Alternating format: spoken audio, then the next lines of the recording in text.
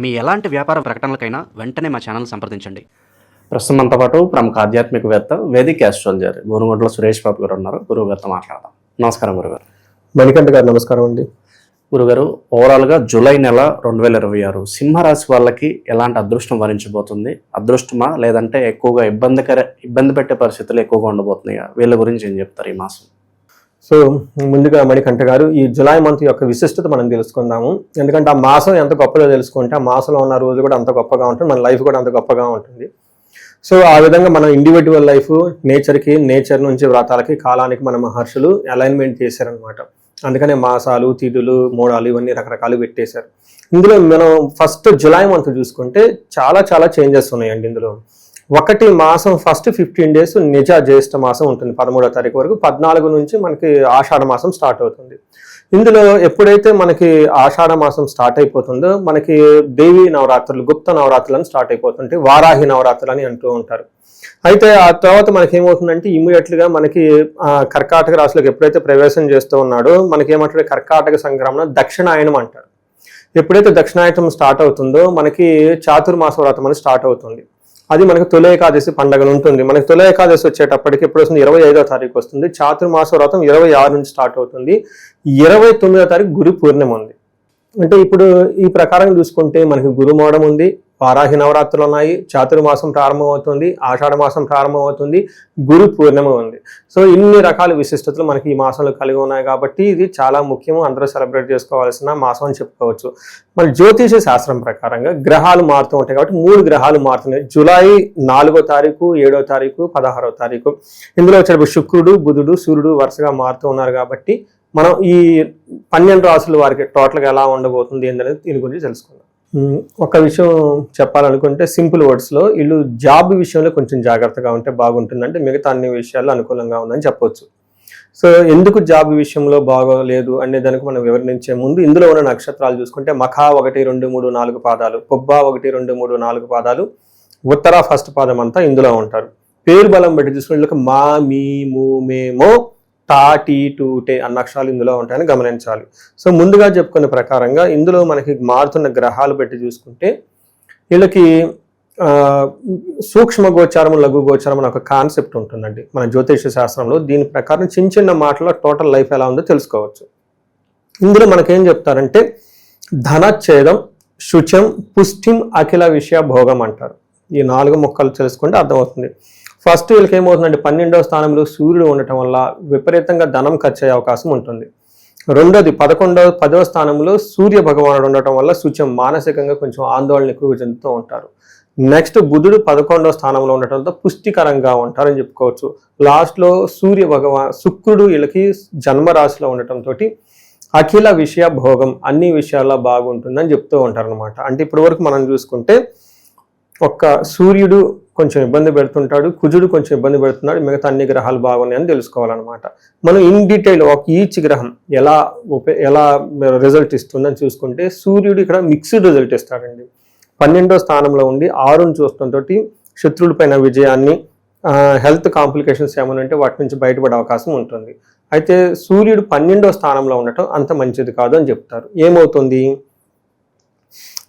ఏమవుతుందంటే స్వస్థాన నాశనం చేయవ, ఓకే, స్వస్థాన నాశనం చేయవ, బంధురోగ ధనవేహ, ప్రాణ పర్యంతం మా పట్టి అవమానం రవే వ్యయే అంటారు. అంటే 12వ స్థానంలో రవి ఉంటే ఏమవుతుంది, ఇది ఒక సంస్కృతంలో శ్లోకం చెప్పారనమాట. ఏమని, స్వస్థాన నాశనం చేయవ, ఉన్న పొజిషన్ కోల్పోతారు, జాబులు కోల్పోయే అవకాశం ఎక్కువగా ఉంటుంది అని మనకు ఒక ఇండికేషన్ ఇస్తుంది. అయితే వాళ్ళ యొక్క జన్మ జాతకం కనుక సరిగా లేకపోతే ఇంకా ప్రాబ్లమ్స్ పడిపోతూ ఉంటారు. ఆల్రెడీ మనకి సింహరాశి వాళ్ళకి అష్టమ శని నడుస్తూ ఉంది. అష్టమంలో 8th హౌస్లో శని ఉండటం వల్ల ప్రాబ్లం ఆల్రెడీ ఫేస్ చేస్తున్నారు కాబట్టి, అందులోనూ సూర్య భగవానుడు వీళ్ళకి అంత అనుకూలంగా లేరు కాబట్టి జాబ్ విషయంలో చాలా జాగ్రత్తగా ఉండటం ఎంతైనా ముఖ్యం గమనించుకోవాలి. ఒక 2 స్టెప్పులు వెనక్కి దిగి కొంచెం ఏమంటారు హంబుల్గా బాస్తో గొడవలు పడకుండా, ఈగో క్లాషెస్ పోకుండా, పక్కన వాళ్ళని చూడకుండా మీ పని మీరు చేసుకుంటూ ఉంటే చాలా వరకు చక్కగా ఉంటుంది. నెక్స్ట్ శుక్రుడు అగైన్ ఫస్ట్ హౌస్లో ఉండటం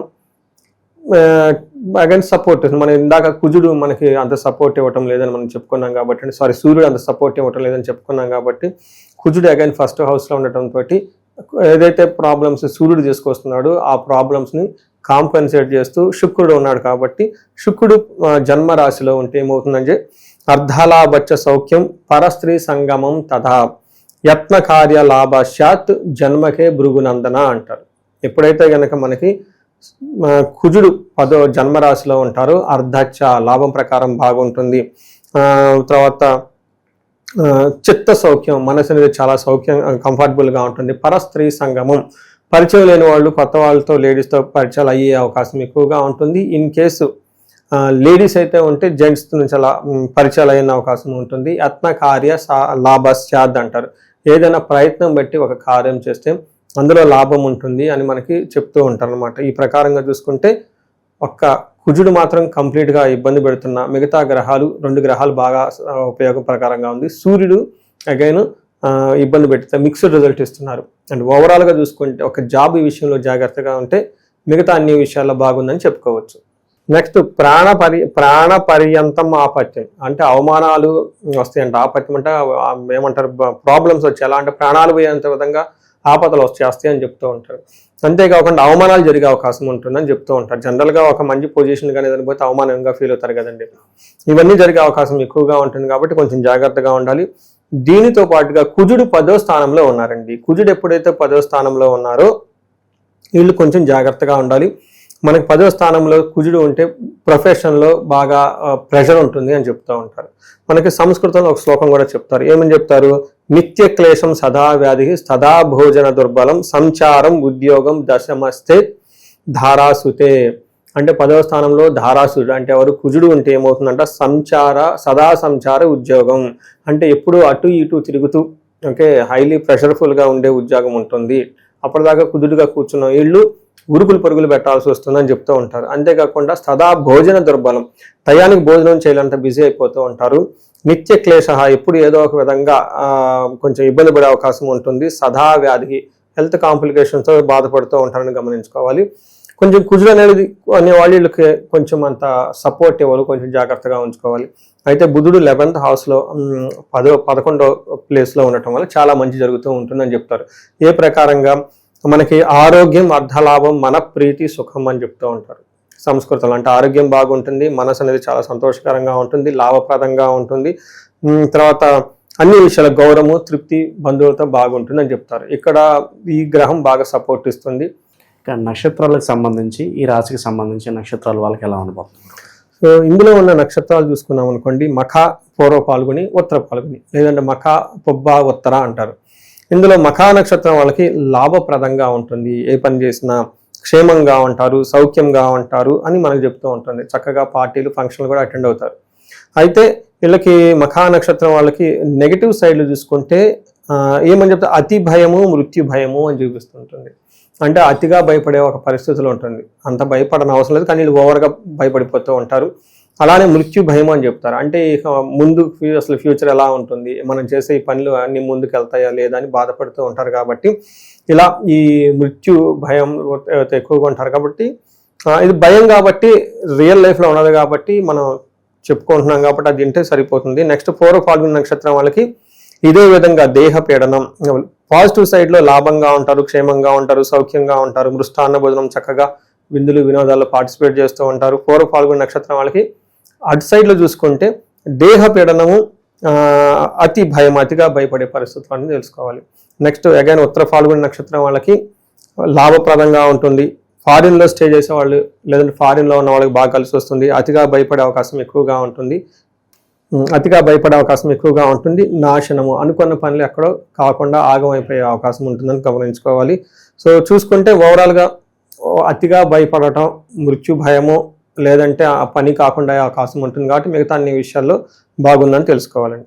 సో మనం ఇదంతా గోచార ఫలితాల కింద చెప్పుకుంటామండి మణికంఠ గారు. దీని ప్రకారం ఏంటంటే ఒక 30% మాత్రమే ఇప్పుడు మనం చెప్పుకునేవి వాళ్ళకి అప్లై అవుతాయి. అయితే ఇండివిజువల్ జాతకం చూపించుకోవడం చాలా చాలా ముఖ్యం. కొంతమందికి ఎవరికైతే ఏజ్ 40 to 50 years మధ్యలో ఉండేసి, అంటే +or- 40 years, దీన్ని మిడ్ లైఫ్ క్రైసిస్ అంటూ ఉంటారు చాలా మందికి. లేడీస్కి పోస్ట్ మెనోపాజ్ అని, ప్రీ మెనోపాజ్ అని, జెంట్స్ కూడా ఏమంటారంటే కొంచెం హార్మోనల్ చేంజెస్ ఉన్నాయని చెప్తూ ఉంటారు. అంటే సడన్గా ఏమవుతుందంటే వాళ్ళ లైఫ్లో 10 years కెరియర్ గ్రోత్ సక్సెస్ఫుల్గా ఉండి, అకాడమిక్స్ అంతా సక్సెస్ఫుల్గా ఉండి, వాళ్ళ లైఫ్లో ఒక మేనేజర్ లెవెల్లో ఒక ఉన్నతమైన పొజిషన్కి ఆల్రెడీ వచ్చి ఇప్పుడు లైఫ్లో ఒక స్టాగ్నేటెడ్గా ఫీల్ అయి ఉన్నారు, గ్రోత్ లేదు, వ్యాక్యూమ్ వచ్చింది, జాబులు పోయి ఇబ్బందులు పడిపోతున్నారంటే ఒక్కసారి వాళ్ళు సీరియస్గా జాతకం చూపించుకోవడం చాలా చాలా ఇంపార్టెంట్. ఎందుకంటే ఈ టైంలో వాళ్ళకి గ్రహ శాంతులని, లేదంటే గ్రహ దోషాలని, లేదంటే శాపాలని ఉంటాయి అనమాట. ఈ శాపాలు వాళ్ళకి ఎఫెక్ట్ అవుతూ ఉంటాయి అనమాట. జనరల్గా మనకి ఏం చెప్తారంటే మోడర్న్ సైకాలజీలో మిడ్ లైఫ్ క్రైసిస్ అని చెప్పేస్తూ ఉంటారనమాట. బట్ జ్యోతిష శాస్త్రంలో దానికి చాలా వివరణ ఇచ్చారనమాట. శాపాలని, గ్రహ దోషాలని అవన్నీ. ఒకసారి వాళ్ళ గ్రహాలు ఇండివిజువల్గా జాతకం చూపించుకోవడం చాలా ముఖ్యం. వాళ్ళకి ఫైనాన్షియల్ ప్రాబ్లం ఉన్న స్వర్ణలక్ష్మి విశేష హోమం చేయించుకోవటము, ఏమైనా కానీ హెల్త్ కాంప్లికేషన్స్ ఉంటే ఆయుష హోమం చేయించుకోవటం, అంతేకాకుండా చండీ హోమం, అందరికి ఏదైనా కనుక సీరియస్ ప్రాబ్లమ్స్ కన్సర్న్స్ ఉంటే కనుక చండీ హోమం చేయించుకోవటం, ఇలా మన్యు పాశుపత అభిషేకాలు ఇవన్నీ చేయించుకుంటే వాళ్ళ యొక్క ఎలాంటి సమస్య ఉన్నా కానీ సమస్యకు సంబంధించిన పరిష్కారాలు మనం కనుక్కోవచ్చు. భార్యాభర్తల మధ్య అన్యోన్య దాంపత్య పాశుపత అభిషేకం అని చెప్పేసి ఇలా అన్నీ చేసుకోవచ్చు. అయితే మనకి ఈ నెల 14వ తారీఖు అంటే జూలై నెల 14వ తారీఖు నుంచి 22 వరకు వారాహి నవరాత్రులు సెలబ్రేట్ చేస్తూ ఉన్నాం. అంటే నాకు ఇది వచ్చేటప్పుడు పబ్లిక్ మీడియాతో ఇంటరాక్ట్ అవటం థర్డ్ పండుగ అని, లేదంటే 4th అయి ఉండొచ్చు, 3rd or 4th. ఈ ఎవ్రీ ఇయర్ మేము కొన్ని సెలబ్రేషన్స్, కొన్ని హోమాలు, పూజలు అన్ని ప్లాన్ చేయటం, కొన్ని సామూహికంగా, కొన్ని ఇండివిజువల్గా రకరకాలుగా చేస్తూ ఉన్నాం. బట్ ఈసారి కూడా మేము ఏం చేస్తున్నామంటే వారాహి పాశుపత విశేష హోమం అని చేస్తూ ఉన్నామండి. ఇది చాలా పెద్ద హోమము, ఒక దాదాపు 15 మంది దాకా బ్రాహ్మణులు పడుతూ ఉంటారు. ఇది 1-to-1 చేయడం జరుగుతుంది. ఈసారి సామూహికంగా చేయటం లేదు, పోయినసారి చేసేసి అంతా మేము అరేంజ్మెంట్ చేయలేక డబ్బులు రిటర్న్ ఇవ్వడం కూడా జరిగింది చాలా మందికి. బట్ ఇదేంటంటే ఓన్లీ సెలెక్టెడ్ పీపుల్కి 1-to-1 చేయటం జరుగుతుంది. దాదాపు 15 నుంచి 20 మంది బ్రాహ్మణులు పడుతుంటారు. వారాహి పాశుపత విశేష హోమం చేస్తూ ఉన్నాం అనమాట. దాదాపు 15 మంది. ఇది వచ్చేటప్పుడు 4:30 గంటల 5 గంటల పెద్ద హోమం పడుతుంది. Only in a day 2 times. నవరాత్రులు స్టార్ట్ అయిన 14వ తారీఖు నుంచి 22వ తారీఖు వరకు మార్నింగ్ ఒక స్లాట్, ఈవినింగ్ ఒక స్లాట్. ఈవినింగ్ స్లాట్ ప్రిఫరబుల్గా NRIలకి, అమెరికా ఉన్న వాళ్ళకి చేస్తూ ఉన్నాము. దీనివల్ల ఎందుకు చేయించుకోవాలంటే ఫస్ట్ కార్యజయం, చాలా నాలెడ్జ్ ఉంది, ఎగ్జిక్యూషన్ చేయలో ఫెయిల్ అయిపోతున్నాం అనుకున్న వాళ్ళకి వారాహి అమ్మవారికి చేయించుకోవాలి. రెండోది తగాదులు, శత్రుబాధలు ఏమైనా ఉంటే దానికి సంబంధించి చేసుకోవాలి. డైరెక్ట్గా, ఇండైరెక్ట్గా ఎవరికైనా ప్రాబ్లమ్స్ ఉంటే చేయించుకోవాలి. మూడోది రియల్ ఎస్టేట్ పీపుల్ ఎవరైతే ఉన్నారో, స్టాగ్నేటెడ్గా ఉన్నారో, నేను ఎక్కడో ఆర్టికల్ చూస్తాను 80,000 అపార్ట్మెంట్లు ఏమో అన్యూజ్డ్, కొంతమంది పేమెంట్ కట్టేసి డ్రాప్ అయిన వాళ్ళు మొత్తం లాక్ అయి ఉన్నారనమాట. ఇలాంటి ఎవరైనా రియల్ ఎస్టేట్లో వాళ్ళు ఉన్నా కానీ లైఫ్లో ప్రోగ్రెస్ లేదు, ధనం లేదు అని అనుకుని ఎవరైనా కనుక అనుకుంటూ ఉంటే ఇది వాళ్ళకి ఈ నవరాత్రుల టైంలో చాలా మంచి ఒక అవకాశము. ఇంట్రెస్ట్ ఉన్న వాళ్ళు మాత్రం ఖచ్చితంగా ఫోన్ చేసి అపాయింట్మెంట్ తీసుకోండి. ఒకసారి మళ్ళా చెప్తున్నాను, 18 కంటే హోమాలు ఎక్కువ చేయలేము. In a day only 2 morning and evening. Morning preferable ఇండియన్స్కి, ఈవినింగ్ స్లాట్ NRSకి మేము అరేంజ్మెంట్ చేస్తున్నామండి. దీన్ని సద్వినియోగం చేసుకోవాలని చెప్పేసి నేను కోరుకుంటూ ఉన్నాను. విశేషంగా వీళ్ళు ఎలాంటి పరిహారాలు చేసుకోవాలి గురుగారు? వీళ్ళకి 2 గ్రహాలు కొంచెం ఇబ్బంది పెడుతున్నాయండి. సూర్యుడు, రెండోది కుజుడు అని చెప్తారు. కుజుడికి సంపూర్ణమైన శాంతి పూజలు చేయించుకుంటే సరిపోతుంది. అందులోనూ కొంచెం వీళ్ళు ఏలినాటి శని ప్రభావంతో ఉన్నారు కాబట్టి, జాబులో ఇబ్బందిగా ఉంది కాబట్టి రిస్క్ తీసుకోకుండా వీళ్ళు మన్యు పాశుపత అభిషేకం చేయించుకున్నా, లేదంటే ఏకాదశ రుద్రాభిషేకం, మహాన్యాసంతో ఏకాదశ రుద్రాభిషేకం చేయించుకుంటే, ఇంట్లో చేయించుకుంటే చాలా మంచిదండి. దగ్గరలో ఉన్న పండితులు ఎవరినైనా తీసుకొని చక్కగా వాళ్ళ ఇంట్లో పిలిపించుకొని వేద ఘోష, ఈ మంత్రం, రుద్ర మంత్రం అది చదువుతూ ఉంటే అందులోనూ సంపుటీకరణ చేస్తారనమాట. చేస్తే అది కనుక రియల్గా ఇంట్లో చేయించుకుంటే చాలా పాజిటివ్ వైబ్రేషన్ వస్తుంది. ఇల్లంతా చక్కగా ప్రోక్షణ చేయించుకొని బ్రాహ్మణోత్తమ బాగా ఏమంటారు వేద మంత్రాలంతా ఘోష చేస్తే చాలా బాగా కలిసి వస్తుందండి. రెండోది వీళ్ళు ఏలినాటి శని ప్రభావంతో ఉన్నారు కాబట్టి శనికి సంపూర్ణమైన శాంతి పూజలు చేయించుకోవటం చాలా చాలా ఇంపార్టెంట్. ఇంకొక ముఖ్యమైన సూచన ఏంటంటే ఈ రాశితో పాటుగా వాళ్ళ ఇంట్లో ఎవరైనా ధనుస్సు రాశి ఉన్నా, కుంభరాశి ఉన్నా, మేషరాశి ఉన్నా, మీనరాశి ఉన్నా అందరి జాతకాలు ఒకసారి చూపించుకోవడం చాలా చాలా ఇంపార్టెంట్. ఎందుకంటే ఇంట్లో ఒక్క శని పీడిస్తున్న వాళ్ళు ఉంటేనే ప్రాబ్లం, ఇద్దరు ఉంటే అది ఎక్కడికో ఎటో పోతుంది. అందుకని రీసెంట్గా నాకు NRI కూడా పాపం కాల్ చేశారు. అబ్బాయి అడల్ట్ ఏజ్ 19-20 సంవత్సరాలు, చెప్పిన మాటే వినటం లేదు. దీంతోపాటు వ్యాపారంలో సరిగా లేదు, ఉద్యోగంలో అంతంత మాత్రంగా ఉంది. టోటల్ ఇల్లంతా ఫుల్ టెన్షన్ పడిపోతున్నారు. ఏంటంటే మీరు చెప్పిందేనండి, సింహరాశి మాది, మా అబ్బాయి రాశి, ఆ రాశి అన్ని మీరు చెప్పిన రాశులు ముగ్గురు ఉన్నారండి, తగ్గే ఇబ్బందులు పడిపోతున్నాం అని చెప్తూ ఉంటారు.